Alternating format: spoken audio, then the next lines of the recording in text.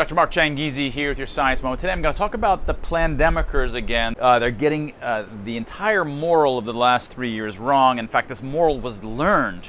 It was learned. They've dealt with this. We've all dealt with this in principle about the banality of evil.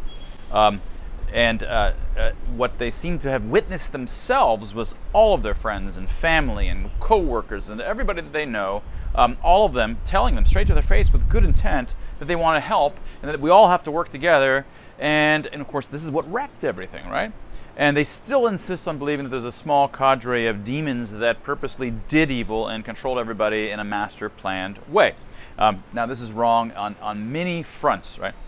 And I've talked about this before. I want to focus on a different thing today, but just to cover why it's wrong. It's misunderstanding the mechanisms underlying what happened. And you can't solve, inhibit, or prevent these sorts of things in the future if you misunderstand what happened this time, right?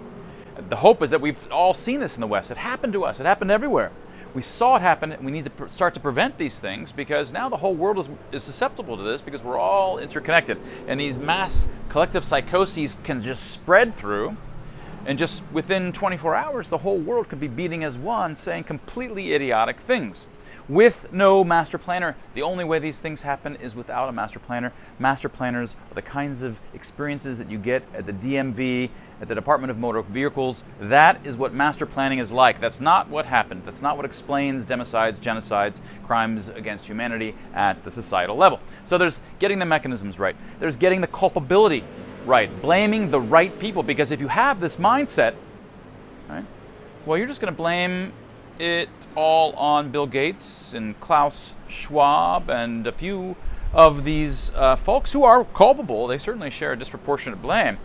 But if these and whoever else are the master puppeteers, well then our leaders and our journalists and our public intellectuals and our public policy folks, they're all just victims. Right? If they're powerful enough to engineer this and make this all happen, it all happened in all these countries all at once because it was master planned. And of course, the only way to explain this again is emergent phenomena.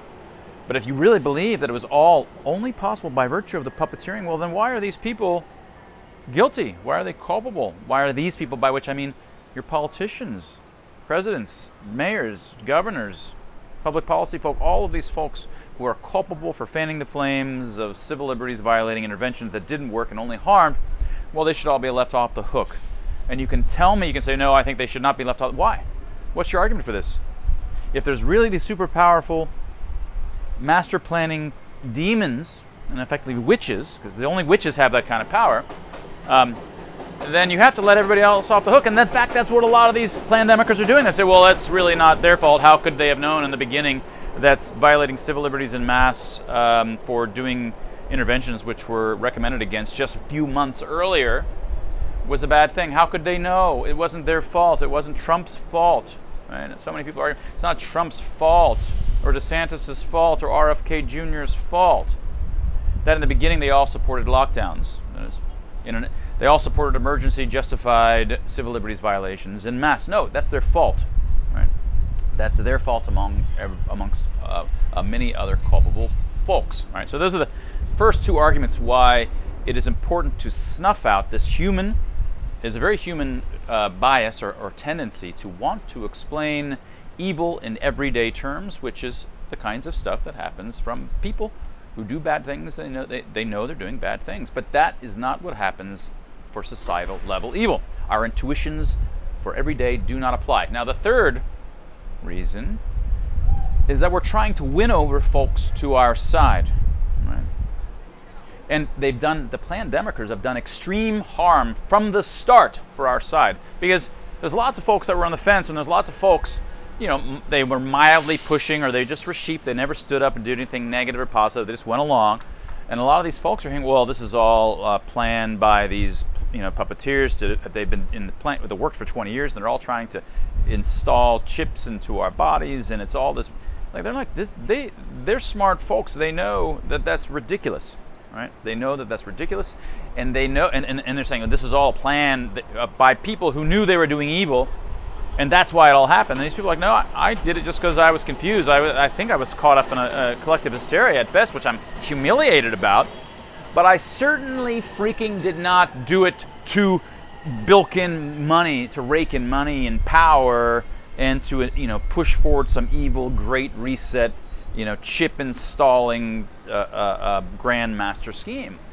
None of these people were part of that, whether they were doctors or journalists, and all these people are people that were kind of on the fence, that may have been potentially coming over. They're not going to come over when they see these loud mouths saying patently bullcrap stuff. Anybody who has any intuitions about how societal phenomena work, even if they can't flesh it out academically, they know that it's bullcrap, because you're accusing them of trying to enslave people on purpose. That's what you're saying. Well, you were just trying to enslave people on purpose. That's why you did it. You were just raking in money. Follow the money, which is so super smart. Yeah, for the FBI, it's smart. It's not smart at the societal level. And then you sound dumb when you say, well, all these doctors were just raking in money. That's why they were doing it. They didn't care that they were killing people. No, that's not how any of this works. And you're losing tremendous parts of the population, and you have been since the start. Even in the first months, many more people would have potentially come to our side if there had been voices that understood the actual phenomena that occur that drives evil at the societal level. People would say, oh crap, yeah, I get it. There's all these well-intentioned people who've been swept up, and they end up doing evil despite or in spite, or it just doesn't really matter. It's vacuously true that they're well-intentioned, and that just doesn't matter. And I realized that was one of those people. There are a few folks that are like that got that.